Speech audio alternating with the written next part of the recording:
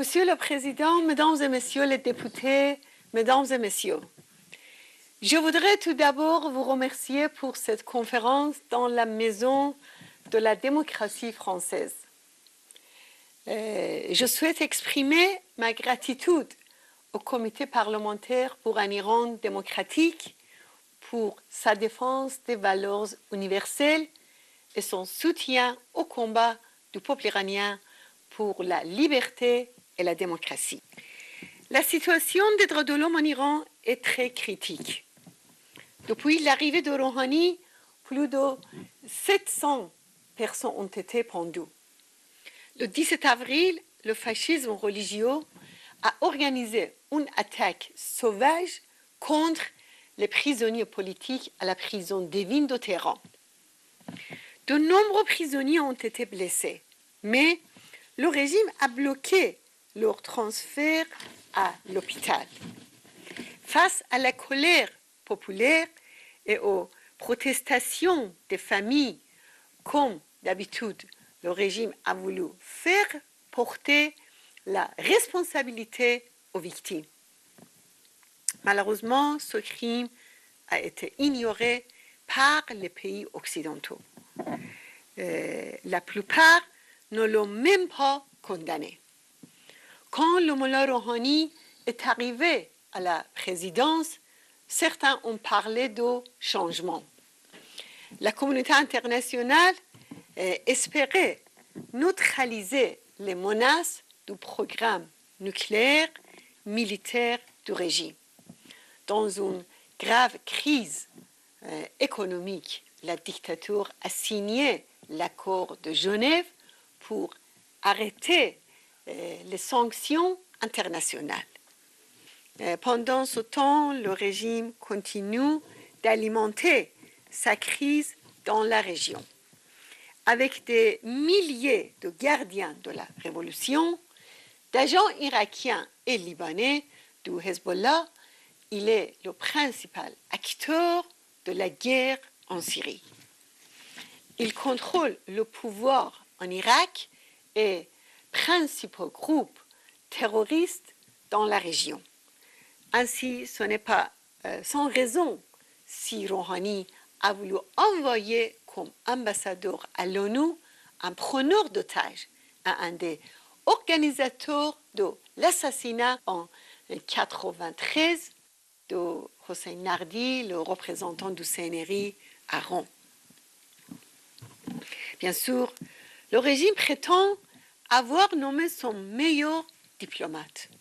Il a raison, seul un terroriste, un preneur d'otages peut être le meilleur diplomate de cette dictature.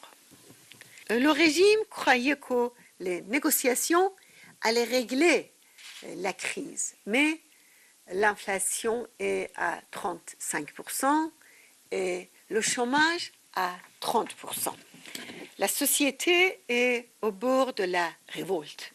La dictature se retrouve plus que jamais face au danger du renversement et l'esprit de résistance se développe.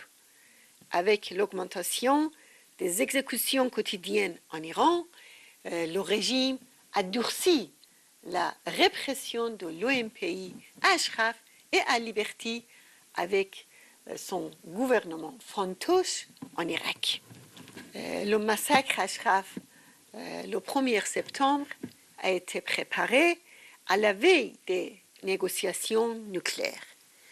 Les pressions quotidiennes sur Liberty avec le blocus médical et alimentaire ont augmenté. Le 28 avril, Mohammad Babaï est décédé à Liberty. C'est 19e victime de blocus médical.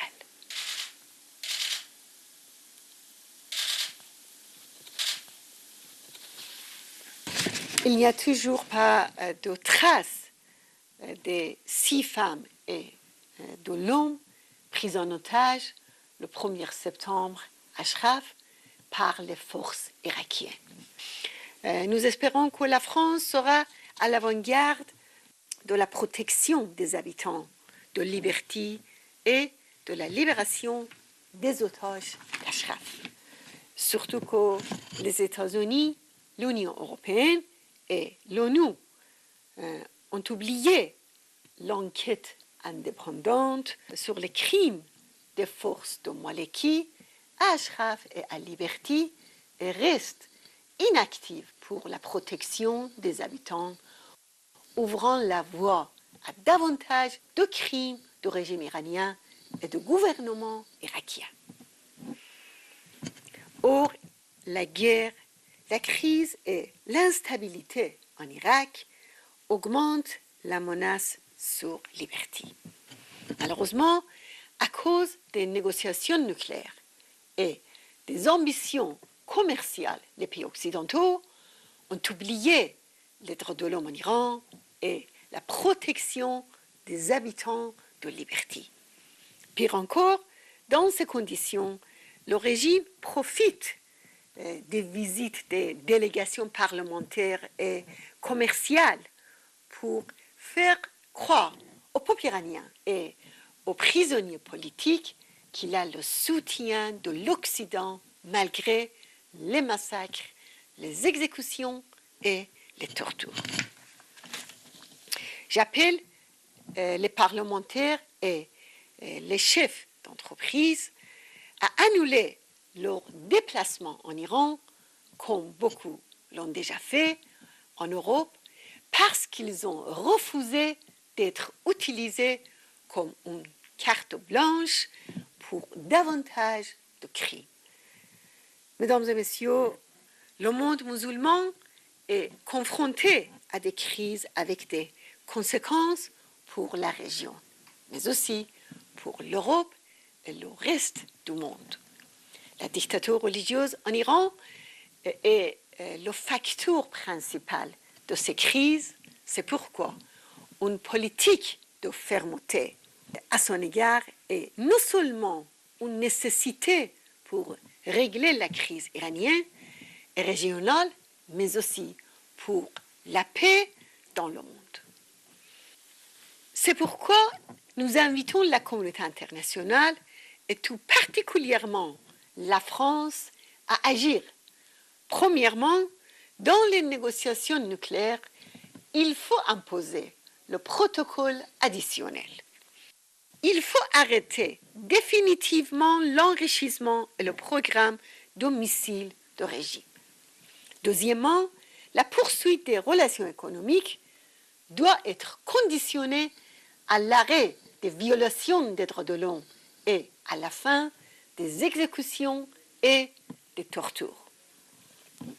Le Conseil de sécurité doit enquêter sur les attaques sauvages à la prison d'Evin et sur les exécutions de masse par le régime iranien et traduire en justice les responsables de ces crimes contre l'humanité.